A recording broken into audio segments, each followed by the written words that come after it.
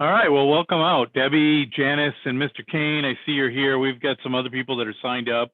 One called me and said he wasn't going to be able to make it today because he's got to go to a city council meeting. I think this would be more interesting.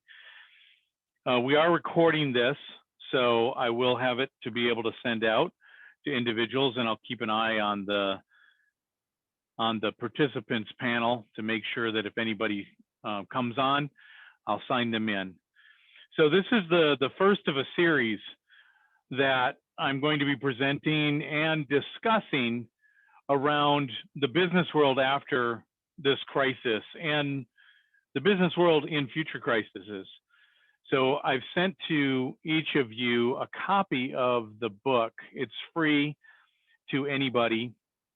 I wanted to create that book specifically for businesses that were dealing with this crisis and ways that they could look to overcome it. So the presentation or the format for this presentation today is going to be some slides and a lot of discussion. There's no selling, there's no at the end of this presentation, sign up with me. None of that's going to happen. This is not your fake and R. It's not just a whole bunch of me talking, and that's the reason why it's set for an hour and a half, is so that we can really have conversation and talk about what's going on and ways that we can actually solve things. So what I would ask is that if you're not talking, that you go ahead and keep yourself on mute, but you are more than welcome at any point to bring yourself off of mute. There are going to be several points during this presentation where I will ask for discussion and input on what's going on. So let's take an opportunity to get to know each other, and so we'll all be recorded, so I'll know who everybody was that's on here. So first off, I'm a personal and professional business coach and consultant. I've been working in the quality space for over 30 years. And as you can see from the picture, I own a horse, but actually my wife and I, we own a horse farm in just north of San Antonio, Texas. We have 100 acres and we have over 40 horses on property now, and we're growing. COVID has actually been pretty good to us when it comes to the farm, because everybody wants to get out of their house, out of their apartment, and into an environment where they can relax and be in the open air and get away from sitting at a table and a laptop. So when all of this stuff started, I was working with a company, and I recognized immediately that we were going to be having some problems before really coronavirus had even really shown up here in the United States. And one of the primary things that I started to see was issues with leadership and management. And that's why I want to kind of kick off all of these presentations today with the things that are going on from a leadership and management perspective. It has been a focus of mine to study leadership and management in my bachelor's, my master's, and now my PhD program. And I think it's appropriate that we start with the discussion on that. So let me call out the names that I have here as we go down the line, and take yourself off mute, and we'll get to know you a little bit. Tell me what your name is, where you work, what your role is, if you own your business, whatever, and then a specific COVID-related challenge that you've been dealing with. So I know I see Bernard's on there. So Bernard, go ahead and take yourself off mute and tell us a little bit about yourself.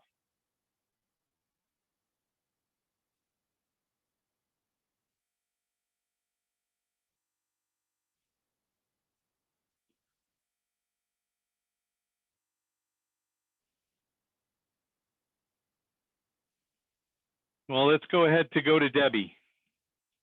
Debbie Merrick. Okay, there we go. Can you hear me? Yes, and we can see you. Okay, great.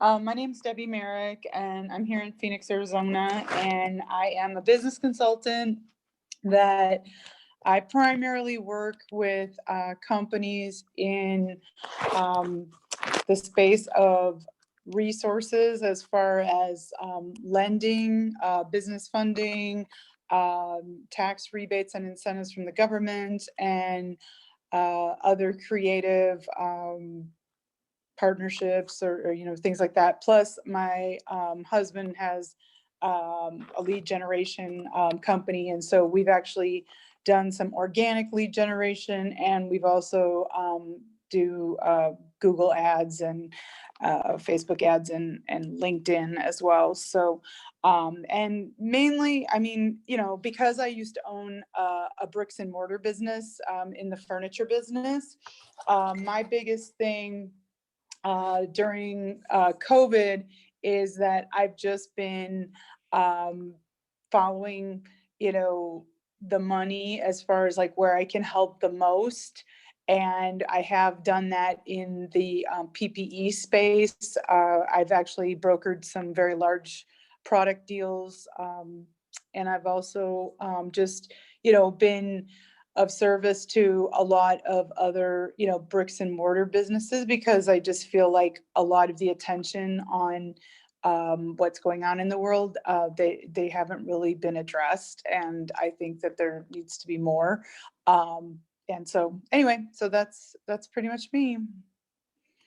Okay. How about Janice?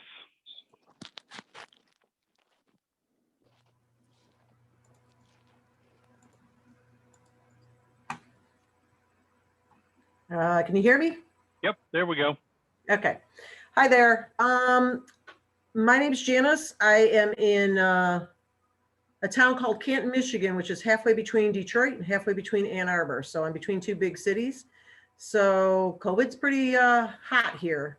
We get us in where I live. We have a lot of people that commute to both of those cities. So it was very strange. I work in Detroit, and the day COVID hit, it was the first time I felt it was very eerie to be going downtown Detroit. There was nobody around. So I was going into my office. I work for a company called Community and Home Supports. It's a nonprofit organization. And so we're in a sense essential because we provide housing to homeless. So half of our staff goes to our homeless shelters looking for, shall we say, clients to be that we can help and assist in getting them out of shelters into some form of housing. And then I have the other half that work with our clients that are already in housing and making sure that they have their housing and their needs are met while they're in housing with us. And some of our grants do help with the cost of those rents. So then of course that means someone has to pay the landlords. So that is part of my job. I am technically an HR manager, but I am really looking to see that my title gets changed probably more to an office manager, because my duties are changing ever so from paying rent to checking shut-off notices for electrical and all this sort. So my biggest specific COVID-related challenge would probably be, as rude as this might sound, is trying to keep our homeless clients out from our office because they come in very unprepared and not with the PPE that they should have. Our office has been closed to our clients since March, but they seem to find their way up to our 6th floor. And so I am in contact front to front, face to face, whatever you want to call it, with a lot of our clients and potential clients. So that's one of our challenges. And the other challenge is when trying to reintroduce our employees, and we have only about, we got one starting next week. So that makes our 30th employee. So we're a smaller organization, and what's our my biggest challenge is they want to start bringing them in.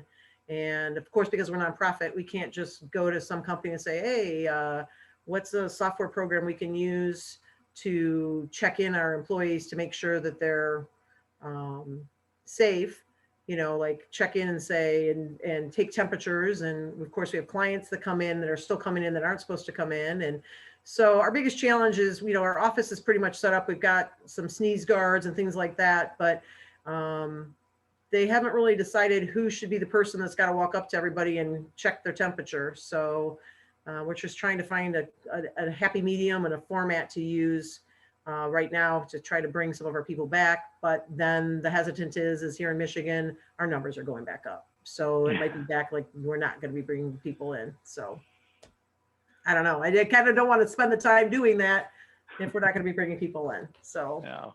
that's me. Totally understand. So I'm from Beverly Hills, Michigan. Yes, I know, John. Okay. You went to Wiley E. Groves. Yep. Go Falcons. So yeah, I was just up there. I was just visiting. And you didn't stop and see me. No, I didn't stop and see anybody. They wouldn't let me. They're like, they made me take a test before I came up there, because there was a whole bunch of guys from high school getting together. Jeff Margorosian and Kevin Bogucki. I don't know if you remember those guys. Oh my gosh, yes. Okay. Yeah. So it sounds like you got a lot of challenges, and I was just downtown in Detroit while I was there, and I saw that it's still pretty quiet down there. All the big cities though are like that. As I took a road trip, so I really wanted to see what, at least part of the United States was like. So I drove up to Detroit and drove back, and I was going to come through New Orleans and really get a good look at what that was like, but the Hurricane Zeta decided to make me have other plans. So Bernard, were you able to figure out how to get yourself off mute? If not, we will continue. All right, we'll go ahead and continue. And this, this may not take an hour and a half. That's okay. Like I said, this is about discussion and not about me doing a whole lot of talking, just kind of setting things up. So obviously, as you can hear, the business world is absolutely changing. Whether or not people will be working from home for the rest of their lives, the commercial industry, one of the guys who was going to be on here today, Joseph Byers, is a Economic Development Foundation executive director, and he knows all too well. We talk about it all the time, about the woes of the commercial real estate business and what's going on there. Obviously, as work starts to come back in here in Texas, we are opening back up, even though cases are going up. It's not necessarily slowing things down for us. So we've got businesses that have to scale up in a world where there are a lot of companies that don't exist anymore. There was over 5,000 restaurants in San Antonio that closed their doors permanently because of COVID. And one of my clients here locally is a wine bar and restaurant. So she's actually, her attendance at her restaurant is 3 times what it was in pre-COVID. Now that's pretty amazing. So what I see is this need for businesses to quickly be able to scale their operations up with, as you were talking about, Janice, sneeze guards and PPE and all this other stuff that doesn't make any sense, QRC codes on phones to be able to order off of a menu, and basically ways to socially distance everybody and still be able to do the job and serve the customers. So things are definitely changing. And Business 2020, the business world after COVID-19, was really designed to really highlight at the time. Now remember that I published this book in July, so we'd only been in this for a couple of months, and the majority of it was written right after COVID, and then it was just edited and put out there. So this was just really based on the ripples that I was seeing, what I saw companies were going to need to focus on afterwards. And as we go through month over month, we'll talk about the different aspects of what's happening in the business world and ways to get beyond that. And I plan on addressing leadership again, because all of this is good information to be able to share with the public on things that not just I think, but what we all think. So the typical terms today that we hear are the new normal, which is working virtually, doing presentations and speaking virtually with clients and customers and to large organizations. I haven't been to a conference in almost a year now because face to face because of this, but I've attended several, and almost all of them have been free, which is nice. Another term that you hear a lot is pivot. We have to pivot in our jobs. I talk about that from an innovation perspective. There's a need to change your business models. Obviously, the term virtual, which is part of that new normal, and digital. What else? What else are you hearing? What terms are you hearing today?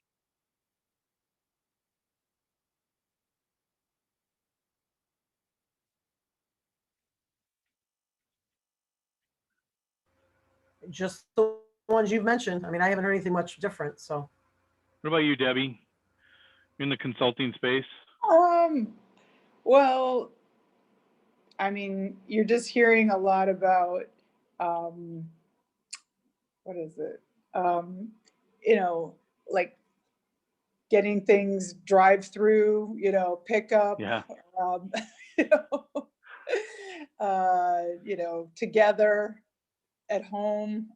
It's kind of interesting. So now here in Texas, we have the major grocery chain is HEB.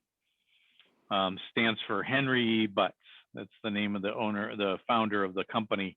And they pretty much have pushed most of the grocery stores out of the area. But I will tell you that I have not been in an HEB in 3 months because I've been ordering my food online and picking it up at the curbside. I think curbside is probably a term that we're going to hear a lot. I mean, it's almost like you can't go to a business today without seeing a sign saying curbside pickup. Send in your text. All right. So, let's get into the meat of this. This is talking about leadership and the big changes that are going to be expected from leaders and managers after all of this happens. And some of the things that probably are happening now, and how people are looking at their leaders, their employees. And you probably heard a lot about some of the very negative things. One of the things that I talk about in my book was when Chili's in the Atlanta airport called all of their workers in and had them clean everything up. They worked for 4 hours cleaning the entire store and then handed everybody a layoff notice. That story has been played out over and over again. I was working as a chief operating officer. I was working as a contractor, and my CEO that I was working with asked me to come work for him. And at first I didn't want to. I was enjoying what I was doing as a coach and consultant, working for myself, but I really liked the company, really liked what they were doing, really believed in what they could accomplish. So I stepped in to do it, and I didn't expect to, be there for more than a few years. But when this all came down, I sat down and told him, hey, this is coming, and it's probably going to affect a lot of cash flow issues, and I make a whole lot of money here. I probably should take a layoff. And he's like, oh no, we'll never get rid of you. Your job is too valuable. As a matter of fact, he came back the very next day and he said, I just want to let you know, your job is secure. And a month later, I was the first person that they called to lay off. But the week prior to that, he didn't say anything to me. He stopped communicating with pretty much everybody except for the owner and HR. And that's really where I talk about like leadership, trust and transparency. Because when people don't talk to you, they don't tell you what's going on, and then they just drop the bomb on you where you could have prepared, especially when you're like second in command. That isn't good. Bringing people into a Chili's and making them clean everything up and then handing them a notice saying, thanks very much, have a good day, that doesn't bode well. And I think that as we look at how this has been handled from a world perspective, our trust in government has gone down. Our trust in the media has gone down. And as a result, the trust in leadership has gone down.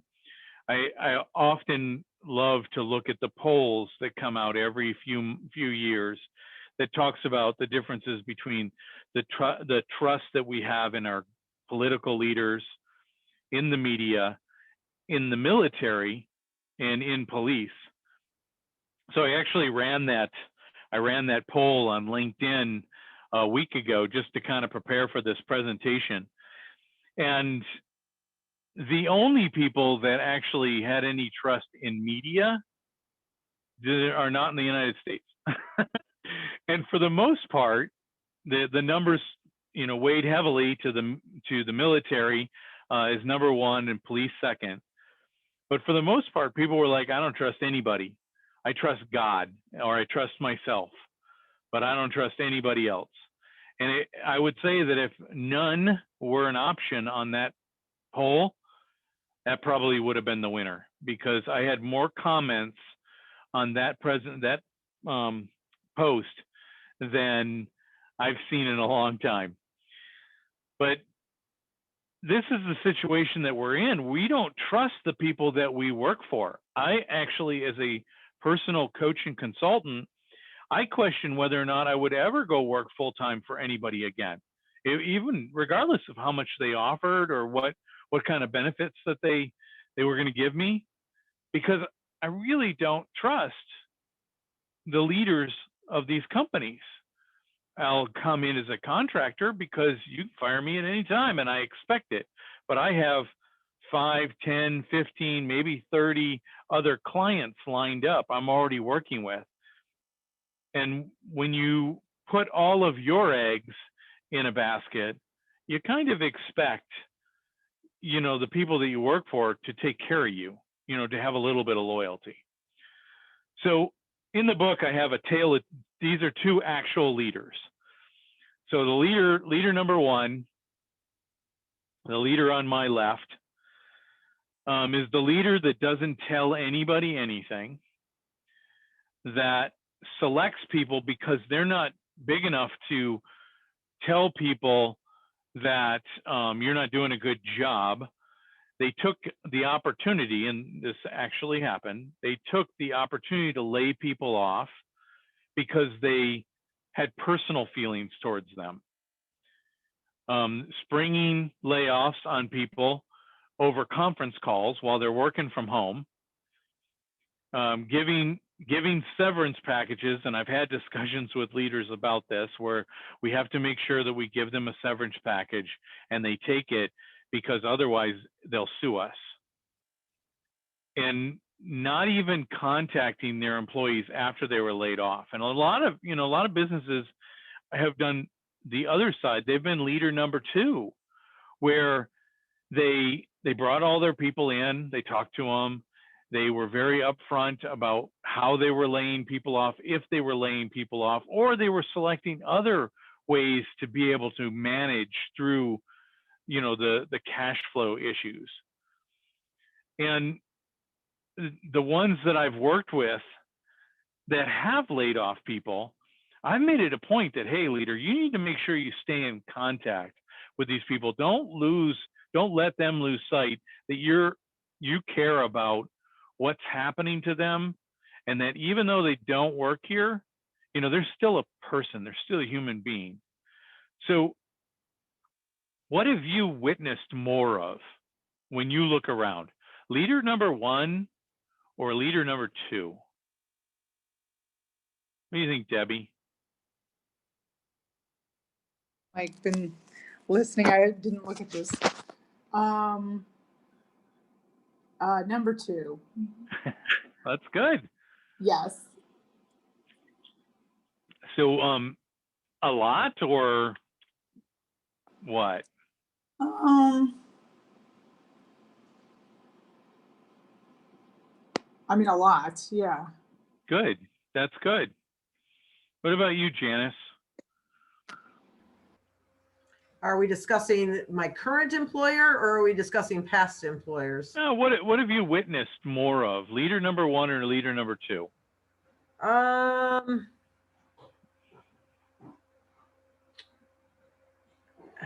Probably leader number one. Okay. So we have people on both sides of the aisle. I actually will say that I've actually unfortunately witnessed way too much leader number one. And I think what the problem is that when you are leader number one, it really doesn't matter what you've done. Everybody that still works in your company, they know, and they're just waiting. I still get emails and calls from people that I worked with at the last company, and they say, as soon as this stuff's all over with and jobs start opening up, I'm leaving. And that is a predominant feeling when you're leader number one. You may be able to protect your company in the short term, but you're probably not going to keep really good employees, and your engagement has probably just gone in the toilet because of things that you've done. So the question is, like, really, what can we do about this? Like, what are the things that we really want to focus on? And I've got 4 ways that I want to discuss, and other ideas that you have on ways that we can fix this leadership and management issue for future crises, and make sure that people are thinking about this going into any future situation. And as we've seen, and Janice, you pointed this out, numbers are on the rise, and in some states and definitely in some countries, they're going back on lockdown, which is like the crisis repeated. I have a feeling that regardless of how this election comes out, we're going to run into other types of crises that are related to it, because the political fallout from what's going on is going to affect the United States. But this is happening around the world. I'm part of the Global Business Playbook, which is a magazine that focuses on providing information to business information to everybody across the globe. And we talk. So everywhere from Australia all the way to the West Coast, we talk all the time about what's going on. And every month we're putting out a major magazine. Last month's magazine was 24 articles. I can't even remember how many pages it was, but it was pretty big. But it's completely free, called Global Business Playbook. And I'm seeing this and talking to people around the world that are dealing with this. So the first thing I'd like to talk about is the being a victim. And Janice, have you ever heard of the victim or the drama triangle? I haven't heard it called that, but yeah, I've heard of it. So okay, so this is and I know that Debbie had to drop out. She sent me a message, but I knew she was going to have to step out. So you can leave yourself off mute because it's just us talking. But oh no, the drama, yeah, unfortunately. I would have liked to. I know Don Gleason was supposed to be here. We talked about doing this together. So what happened to Bernard? Bernard's still on. I think he's just listening. Maybe he doesn't have the ability to take his whatever he's talking on or watching this on off of mute. So, but he's still there and he's still on mute. But The drama triangle is, when I learned about this, He I just really chatted. He just mentioned the chat. Good evening, everyone. Oh, there you go. Yeah, we can. No, maybe he doesn't have a speaker. Maybe he can hear us. Yeah, he says he's in listen only mode, so Okay. that's good. All right, so the drama triangle, I heard about this a couple of years ago, and I actually didn't like it because when they talk about it, you can either be like the hero, the perpetrator, or the victim, and all of those roles on that triangle suck. They're not good. And then about 6 months ago, maybe 8 months ago, I learned about this book called The Power of TED. And it really talks about how to get yourself out of the victim role in the triangle. And in this situation with COVID, many of us, I know myself, I felt the victim. Like somebody's doing this to me and they're screwing with my life. And this isn't fair. And it's so easy for us to go to the victim role. Well, there's an opportunity to step back and take a look at the problem that you're facing, okay? And say, how can I turn that around? And how can I look at that as an opportunity and not a problem? And this really gets to the concept of pivoting and innovation, but it's really about thinking about where is the silver lining in this?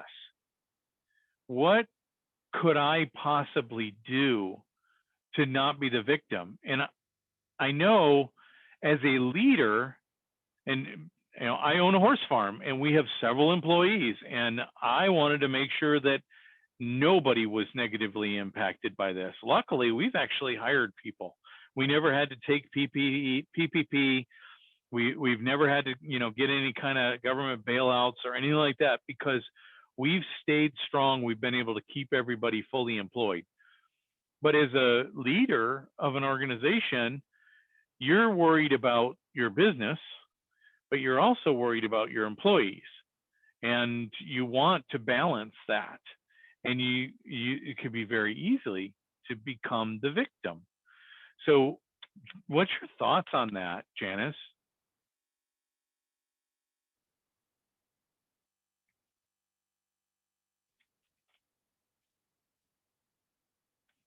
I think you're still on mute.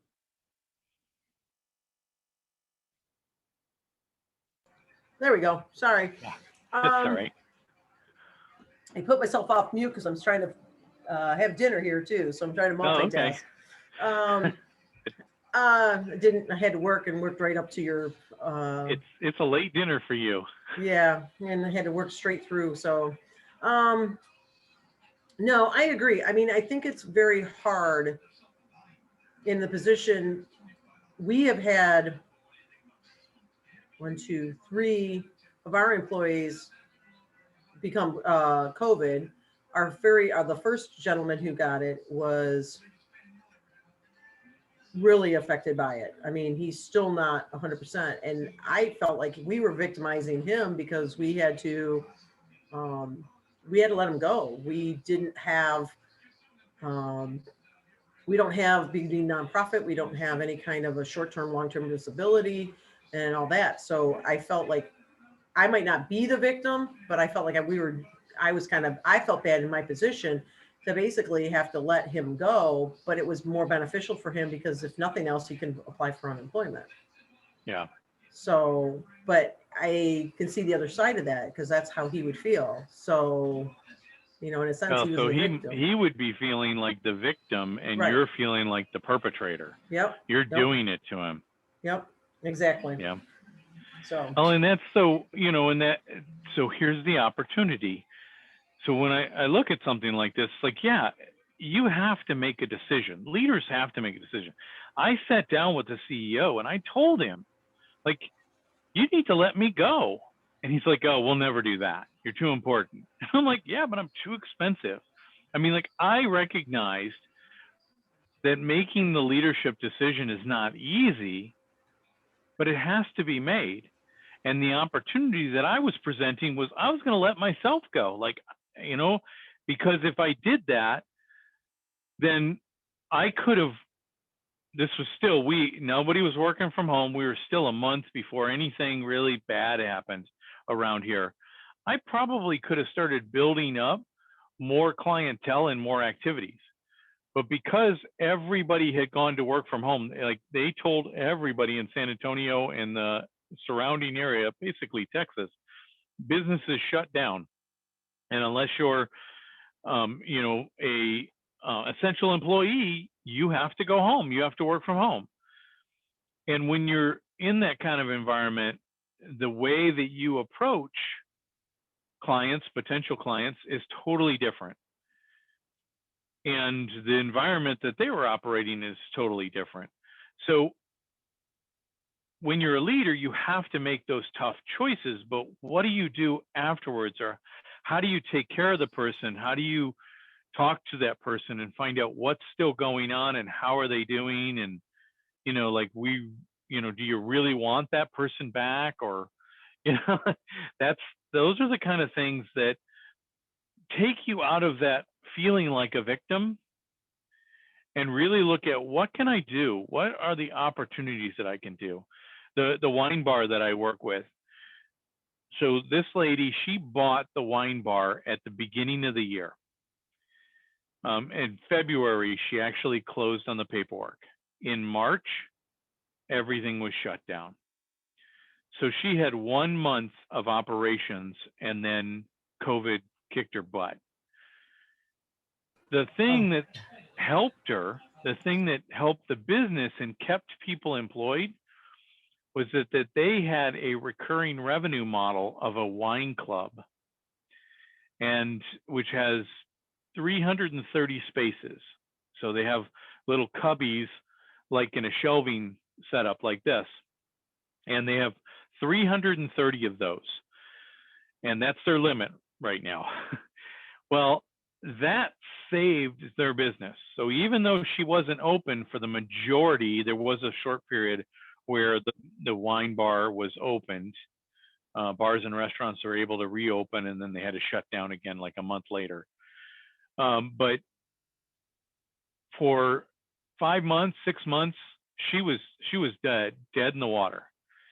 But she was able to keep her employees because she had an innovative solution that she could continue to run this kind of to-go business with the wine bar, with the wine club, without having people there. And then when she called me and we sat down and we talked, we started coming up with ways that they could actually do outdoor seating and treat that as to go.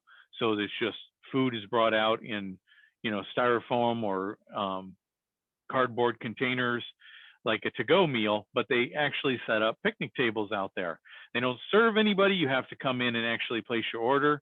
Or at the time when we started, you actually had to come to the door and there was a table there. You couldn't even come inside. But now they, like I said, they now are looking at 3 times the pre-COVID attendance at their events. It's amazing. And is that because they're new? No, she's been in business for quite a long, well, she hasn't. The place has been in business for a long time, but now it's under new ownership. It's got a new name. Pretty much everything's the same. They kept the menu, they kept the programs, but the wine club kept them alive. And now the wine club they are maxed out at 330 spots, and we're looking at a new way to be able to build out more spaces for the wine club, 100 more, so that they can expand, because she's on a waiting list. But this is like looking for the opportunity and not just saying, the government's shutting me down and COVID sucks and it's terrible. And she actually got COVID. And so, she didn't even know it. She didn't realize she felt sick. And then finally she said, I'm going to go get myself checked. She did the test. It was negative, and she's like, okay, I'm good. She stayed sick. She went back in like a day and a half later or something like that, had another test, and found out she had COVID. So, of course, everybody had to socially distance and do all that kind of stuff and protect everybody. But as the owner of the place, she was freaking out, but she didn't treat it like, like this has been done to me. She looked for the opportunity, and while she was home, we were on phone back and forth talking about opportunities for in the future to grow their business. So this is the way that, you don't have to be the victim. You might end up in that role. You might feel like it, but all you got to do is look at that problem and turn it into some type of an opportunity. What can I do that I couldn't have done maybe before? What can I do differently to actually make this work? The next thing that I think is really important is leaders' emotional intelligence. And we always say this, I can't throw a stick in a room without hitting a consultant that's doing emotional intelligence consulting with people. Today, it's like everywhere. And I almost didn't want to talk about emotional intelligence because so many people talk about it. But when I think about it, and I think about the behaviors of leader one, all of that smacks in the face of a lack of strong emotional intelligence. And what I have seen is that a lot of leaders, they get very good at portraying a strong social or emotional intelligence. But then when this happened, they reverted back to their original behaviors and they lost all of their emotional intelligence.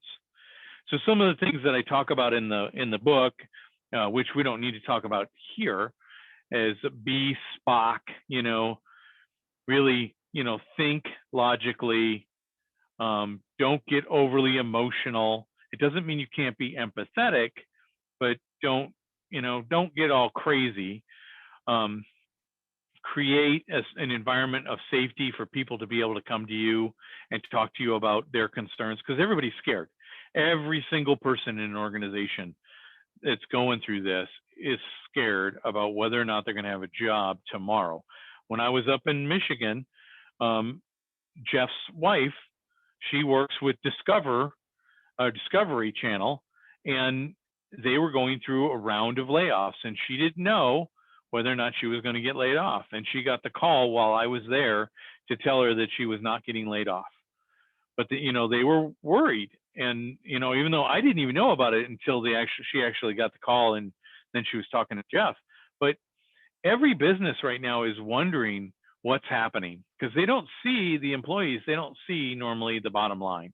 They don't see the cash flow. They don't know the problems, because the next thing is the leaders aren't being open. They're not really talking about what's going on. And I've already talked about being empathetic, but accept as a leader that you can be wrong. And you may make some decisions, but that might be the wrong decision. And be willing to own up to, that was a stupid decision. I shouldn't have made it. And I'll do everything I can to fix it, but maybe I'll just have to live with it. But I think that when you think about emotional intelligence, there's 4 quadrants. The 2 most important quadrants in a crisis for a leader is self-awareness and self-management. And you can't self-manage yourself without being self-aware. And self-awareness is about knowing really what sets me off, what triggers me, what do I feel when I'm triggered, and what do I do when I feel that? What is my behavior? If I know these things, like I know when I get angry, somebody makes me angry, does something to me, then my blood pressure is going to rise. I feel my fingers start to tingle, and I just want to scream. So I, like anybody else, could be impacted by road rage. So I make sure that I plan out my trip. I make sure I leave with enough time. I don't race. I don't get in the far left-hand lane. I stay in the far right-hand lanes. I plan out when I'm going to exit. And people still cut me off, but I'm not in a hurry. I'm not rushed. I don't care. Like, they're alone in the world. Let them do it. And this is the thing, because I know what I can act like if somebody comes by and flips me off because of whatever reason. I can get upset. So I put myself in the position where I don't necessarily get upset so I can control my behavior on the road. And a leader can do the same thing. They can look at what am I like in a crisis, and they've had a perfect opportunity to see exactly how they've managed themselves in this crisis. But there's other crises, there's other situations that you deal with, and how do you manage yourself? How do you manage your behavior in those situations, and what exactly has triggered you? So when you think about the future crises that are going to come, we're going to have more, and things are going to happen.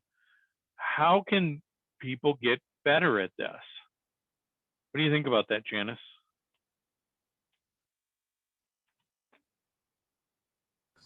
They need to see a therapist. That's what I think. It's a hard thing to do. I mean, it's, to put your emotions, behind you and try to be empathetic and try to be, I mean, the second guy that contracted COVID, we were trying to be, he took the government funded money. He took his 80 hours.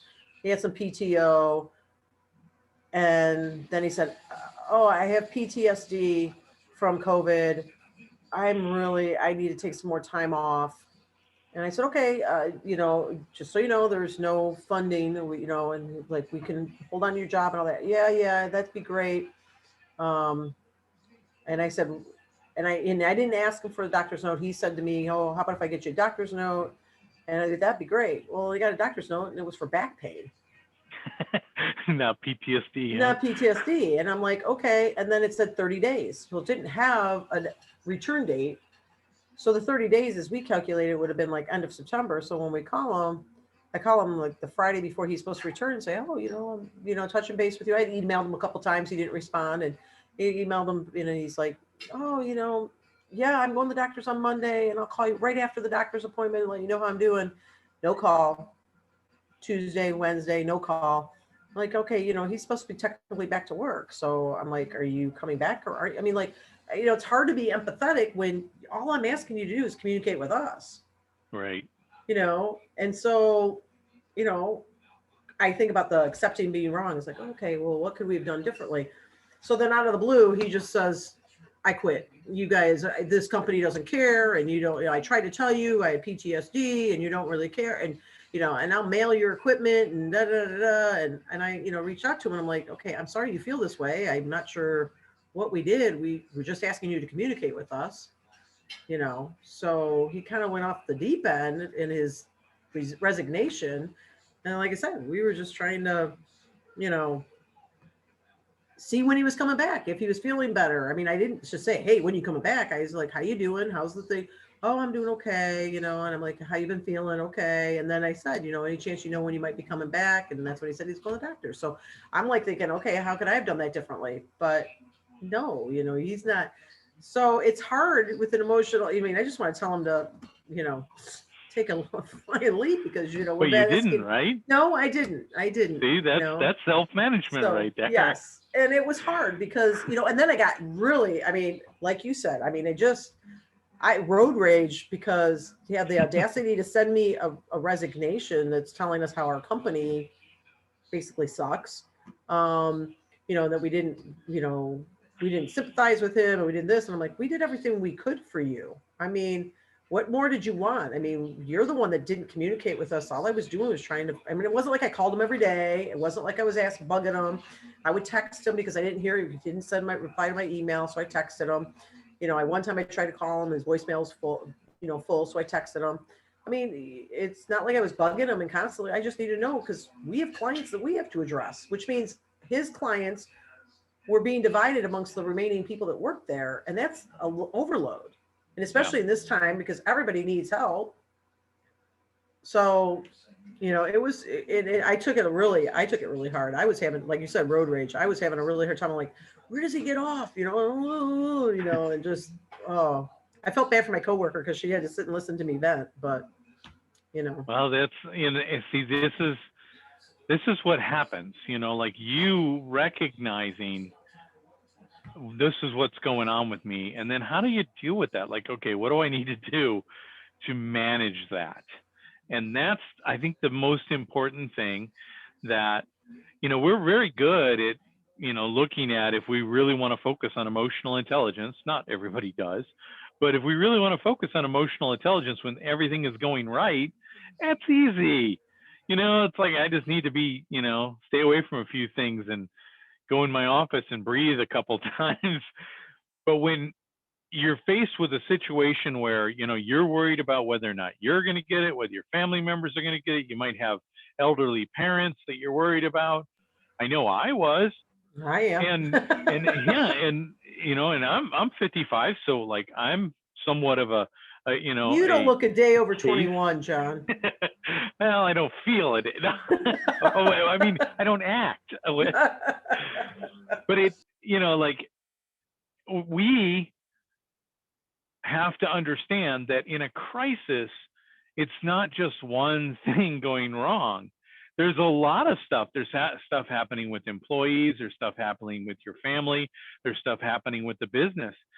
And that's going to push you into an environment where everything you thought you knew about emotional intelligence might just go right out the window.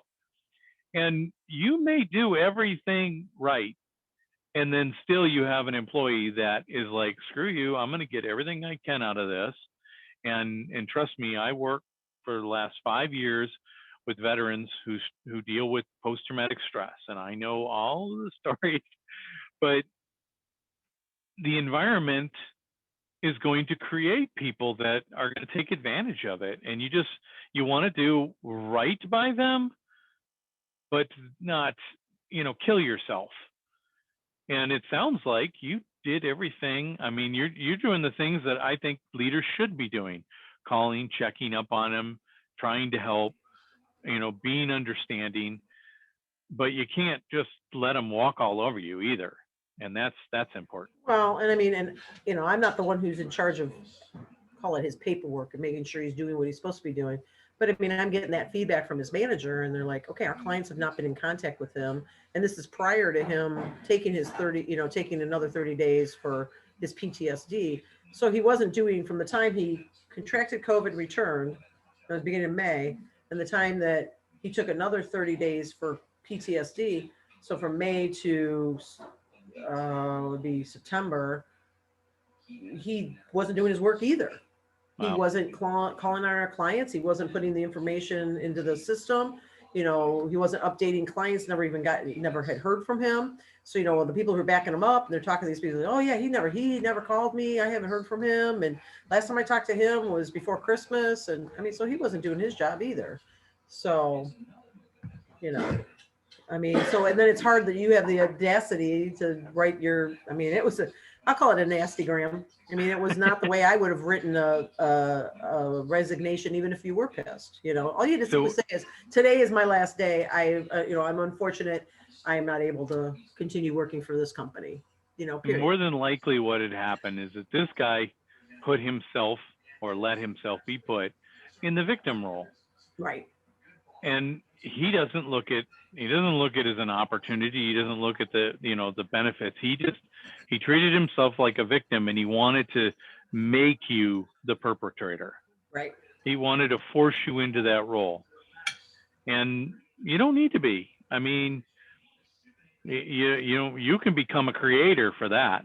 And all right, here's what we can do for you, and we're moving on. Yeah. So, all right. Well, let's talk about the third area, and that's and I talked about this in the beginning, but really it's about transparency and being, like I said, I have this conversation with leaders a lot, and there is this huge Brene Brown push that you have to be open and honest and be yourself. And tell everybody, the worst things in your life. And when you're running a business, when you're in charge of a company, there are things that you don't tell a lot of people. your closest leadership team, your HR manager, director, the owner of the company, stakeholders like, the stockholders of the company. Those are the people that you will tell everything to a certain extent. So they keep telling people that you need to lead with transparency. And I think this is a really interesting discussion in a situation like a crisis. And I've seen this over and over again on LinkedIn, where people will talk about this, especially those who push for, the positive leadership behaviors. And when you put yourself in the situation of, I've got to figure out how to make cash flow and what to do about employees. So what is the best thing to do? How do people deal with that? And I know what I advise people, but I'd be interested in hearing what your thoughts are. Is it easy? How honest and open do you need to be? Well, I'm probably more open and honest than I should be, especially in my HR position. But I Okay. mean, because I do more roles than just HR, if it needs to get done, they know to just, here, Janice, can you get this done? And so I think that it gets to a point where I'm over transparent because, when I see that somebody's not doing something they should be doing, I make sure somebody knows that. I mean, I don't care if you're making $1 an hour or if you're making $100 an hour, you still have your job and you're supposed to do it. And, I feel like that's something, and I've gone directly to people and said, if you don't understand something, you ask. Oh, no, I get it. And then you're like, okay. And so then they come back going, it's wrong. And you're like, well, you said you got it. Well, no one really showed me. Well, no, we showed you. You just assumed you had it. So I'm a little more transparent. I don't say, okay, let's show you again. No, I'm right to the point and say, no, I've already showed you this. I've told you this. This has been, or I'll say, I've heard somebody tell you this 4 times. You need to take notes. Oh, well, I didn't hear them. And I'm like, okay, well, 4 times you didn't hear somebody tell you, so I don't have a lot of transparency, which I probably should. So I don't know if I really qualify to answer the question on leading with transparency. So maybe Bernard can write a couple of chat comments down there and give us some more input. I'll watch for those. Yeah, so this is in going through, especially leading into this, I worked with a few companies that they were trying to figure out how do they actually respond to these things. And that was a huge challenge for leaders, is like, how much do I tell people? And I'm kind of with you. I was like, well, tell them everything. Well, I need to protect them. Like, if you don't tell them everything that you know and then tell them that you told them everything that you know, is that protecting them? And they're like, well, no, not really. So, when you look at things, it's scary. It's you fear sharing too much, because it's like, I'm giving something away.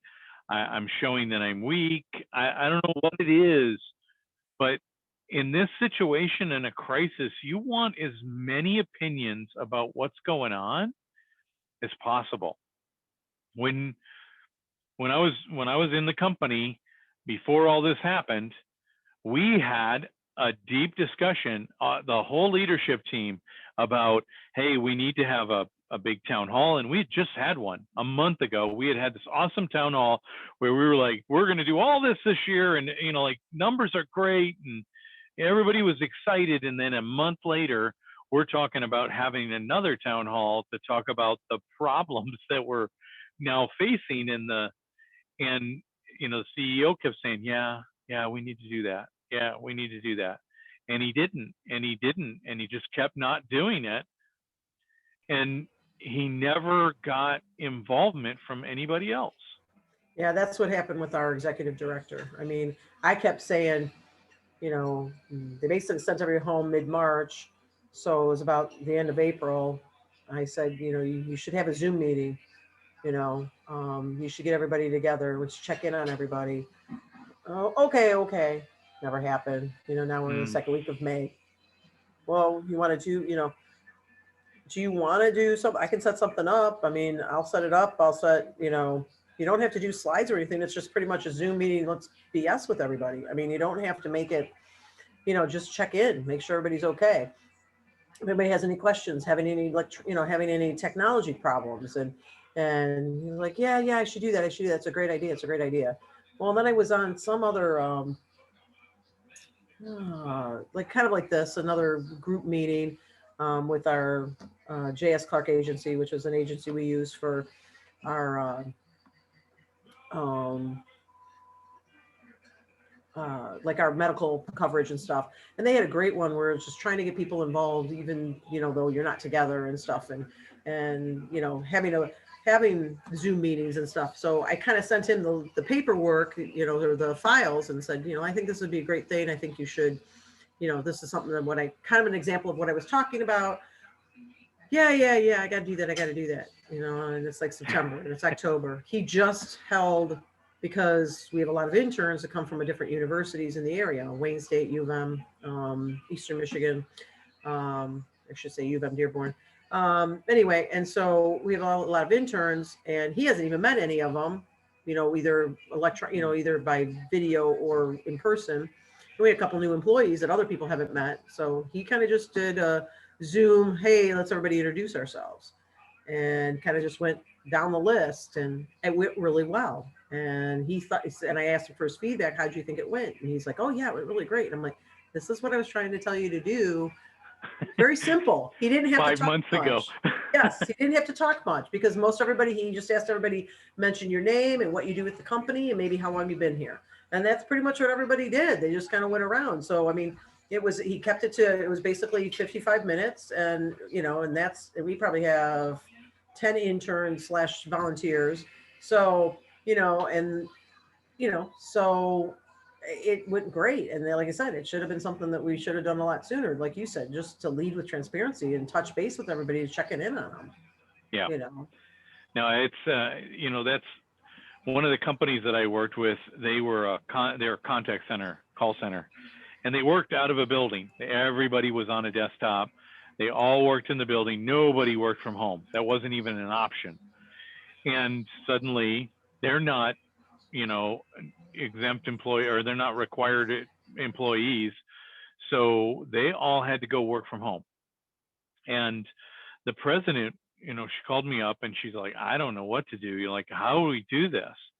Well, one of the things that we did, and it didn't go over very well in the very beginning, but after a while, it really helped, is that we took everybody's desktop computer and we took it to their house.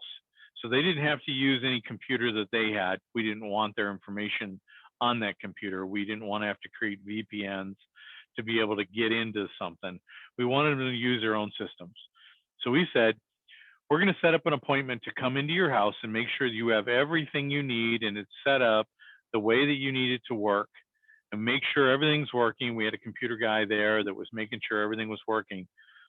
And the president of the company came with us to every one of those visits. And what she got to see was how people, well, and you can imagine that there was a little bit of pushback because there was some people that were like, wait a minute, I don't want the president to come to my house, so like, oh, quick, let's clean everything. Yeah. But what happened was she got to see exactly what people were dealing with. You have a really large house, so we don't need to give you a raise. Well, and really, it did put some things in light. So there was one girl that she was single. She had 4 kids, 4 or 5 kids, 4 kids, I think 4 kids. But her parents would help take care of the kids, and because of COVID, they couldn't be around her or the kids. So at least at the beginning, and so she had to take care of everybody, and she had a kitchen to work from, and a kitchen table, and the bedrooms that they had were all full. There was no way to set up an office. But you know what? The president was able to call people afterwards and talk to them. How's this going?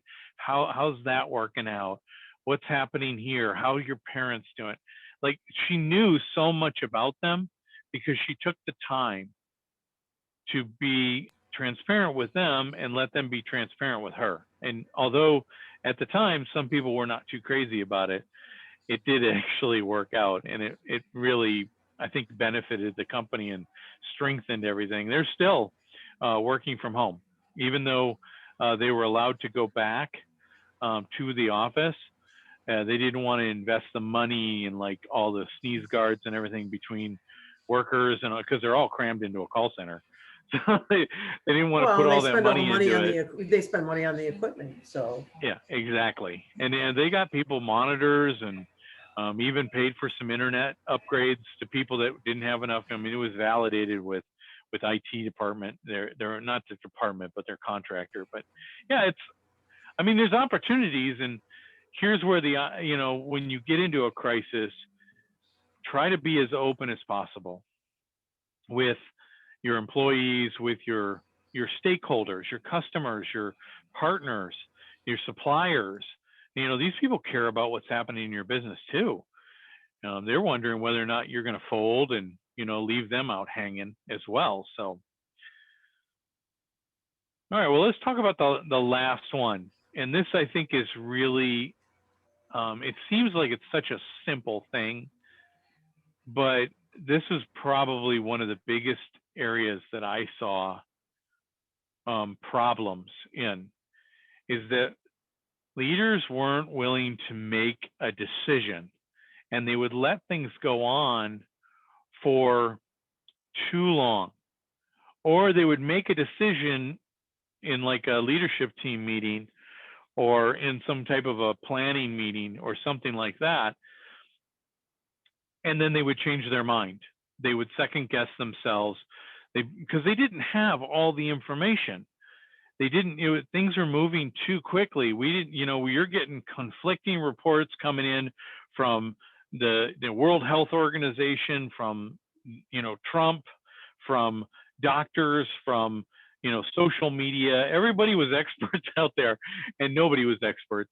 And so you'd have this, leaders that were either not making any decision, or they wouldn't stick to the decisions that they were making. They would waffle on them, and they would change their mind. And this, I think, is probably one of the biggest problems that I saw in a crisis, because employees look to the leaders to make a decision and to be upfront and open and say, this is why I chose this, why I did it. It's their job. It's their job to do that. What do you think about that? I'm looking at your chart thinking, wow, okay. And did that happen? yeah, because be a indecisive leader would be perfect for my leader, our executive director. So yeah, I'm listening to you, and as I'm going, oh, that's him. Yeah, that's him. Oh, yeah. Oh no, he doesn't do that. And he, like I said, it took him how long to finally come up with as you called, a town hall meeting, Yeah. So, he, whatever the challenge was for him, if it was a personal thing, not wanting to be in front of a camera, whatever, I don't know what it was, but I think it should have been done sooner. We were in that crisis stage, and, it would have been helpful, but learning on the fly. Honestly, I think that we've been in the crisis stage. I believe that this was going to be like a 3-month thing, and then we were going to be back to business as usual. I didn't realize until we were about a month into it that I'm like, this is going to go on a lot longer than I envisioned. I was pushing to get the book out as quickly as possible, because I didn't want it to be like after everything was done and everybody be like, oh, this is not important anymore. Because I wanted people to look at it and go, this is really important. I got to read this document. I got to read this paper. Yeah, no, I agree. I think that we still, I mean, you just said it when you came on, that you guys are going back into lockdown. The cases are going up. I was Yep. there when all of that was starting to happen. Yep. And, I think that, and I really believe that we will see other crises that will come about in 2021. I mean, this could actually go on a little bit longer than that. Yeah. Oh, why? I always think it was kind of funny because everyone's like, "Oh, it's a political thing. It's a political thing."